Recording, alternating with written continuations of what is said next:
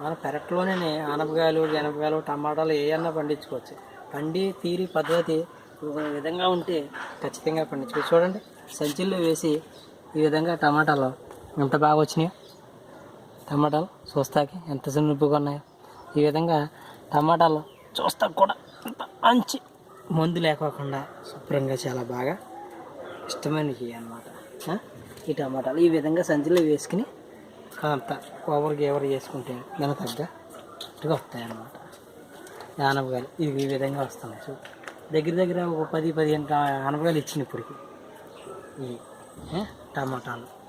ఇక్కడ చూడండి, సంచుల్లో వేసి ఈ విధంగా టమాటాలు ఇలాగా ఎన్ని వచ్చినాయి చూడండి. టమాటా చాలా బాగా వచ్చినాయి. ఈ విధంగా టమాటాలు సంచుల్లో వేసుకుని చాలా చక్కగా ఇంట్లోనే పండించుకోవచ్చు. ఇది పూలగోబీ ఇంకా వస్తూ ఉంది, ఇంకా రాలేదు పూలగోబీ. వెనక నోడు అలా అయ్యో చంపేశావు. చూసుకున్నాడు తీర్థం రానప్పుడు సరిగేసి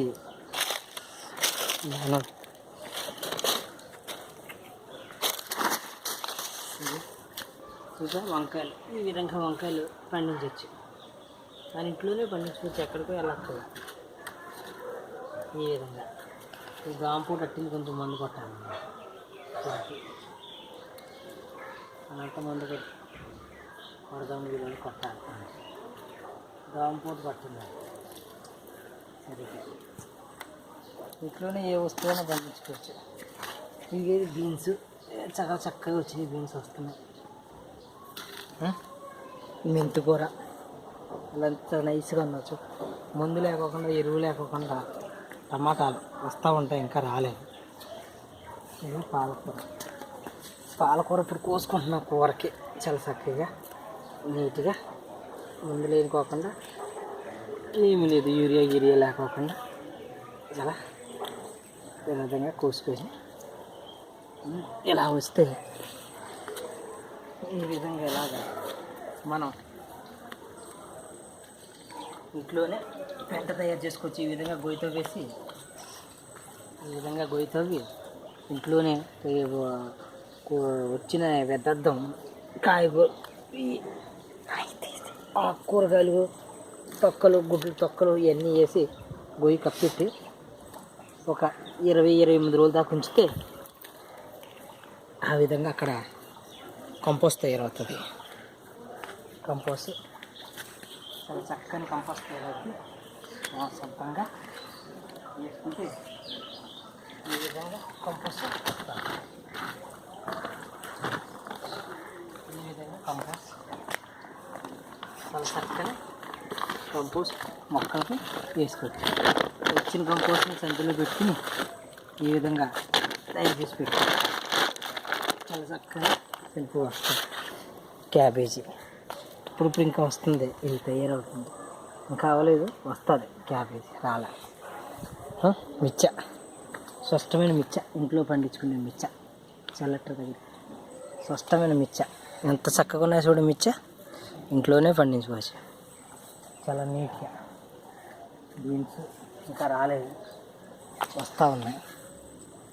టమాటాలు, క్యాబేజీ, వంకాయ వస్తుంది ఇప్పుడు, ఇంకా రాలేదు. వంకాయలు వస్తాయి, రాలేదు. ఆనపకాయ దగ్గరికి వెళ్ళాలి.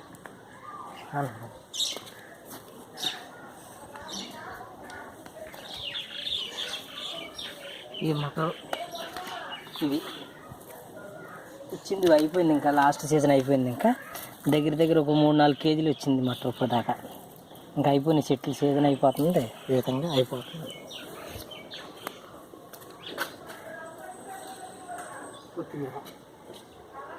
కొత్తిమీర చక్కగా ఇంట్లో వేసుకుంటే చాలా చక్కగా ఎంత సున్నుపుగా ఉంది చూడు. వాసన కూరలో వేసుకుంటే ఇలాంటివి ఎంత గమ్మగా ఉంటుంది. సరసం ఆవాలన్నమాట. ఆవాలు భలే పండించావు. ఈ విధంగా ఏమీ లే, కొంచెం కొంచెంగా పాలకూర, ఈ పాలకూరకి విత్తనాలు అన్నమాట. ఇదిగో ఇంట్లో ఎప్పుడన్నా పిల్లలు సిరిగర్రలు కావాలంటే ఇంకొక కర్ర కోసి ఇవ్వచ్చు. ఈ విధంగా సిరిగర్ర కూడా వేసుకోవాలి.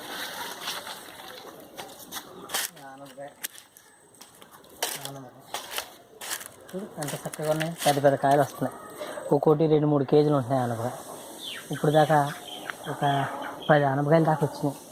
ఇదే కోసాను ఇప్పుడు దాకా. 1 2 1 2 3 4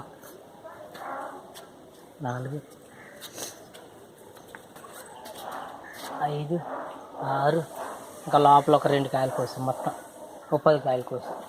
ఇవి ఈ విధంగా ఎండ తగలకుండా కప్పుకుంటే కీర దోసకాయ అన్నమాట. ఇది ఈ విధంగా కప్పుకుంటే ఇప్పుడు వస్తున్నాయి దోసకాయలు.